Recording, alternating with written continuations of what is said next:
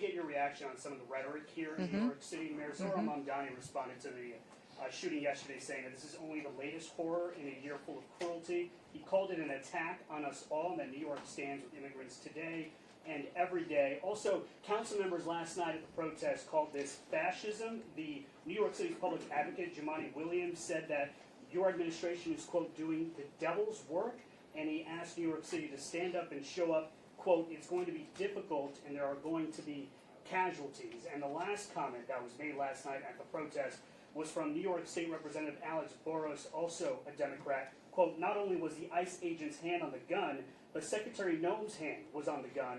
President Trump's hand was on the gun. What is your response to New York Democratic leaders, those particular comments, and the protesters that are outside? I would say those comments are why we're standing where we are today. That kind of language and that kind of provocative talk, inciting people to take action and perpetuate violence in some cases, is unacceptable, and especially of elected leaders. We have a responsibility to state the facts, to go out and enforce the law.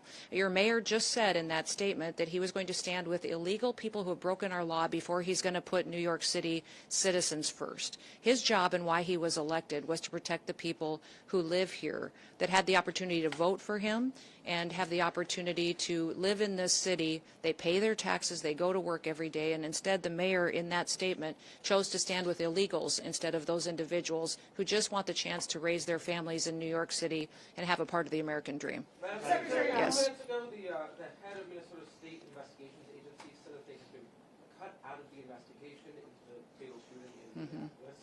Can you explain that reversal? I'd like to know where they've been and why they're not out on the streets investigating all of these people that are harassing and inciting violence on law enforcement officers right now.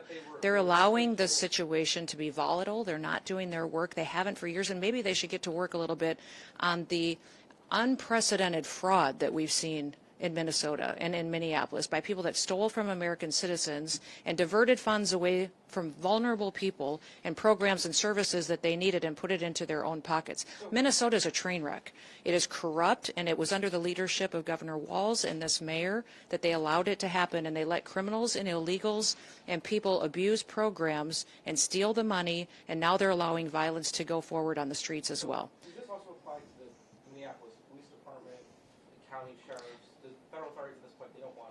I won't put a blanket statement out like those other individuals will. What I would say is I welcome them to come and help us. Come help us make sure that the streets are safe, that laws are enforced, and that we can do the right thing to make sure that American citizens come first.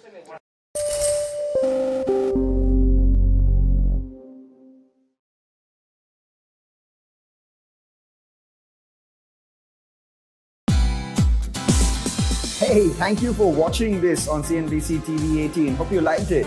For more such interesting news and updates, follow CNBC TV 18 on all the social media platforms.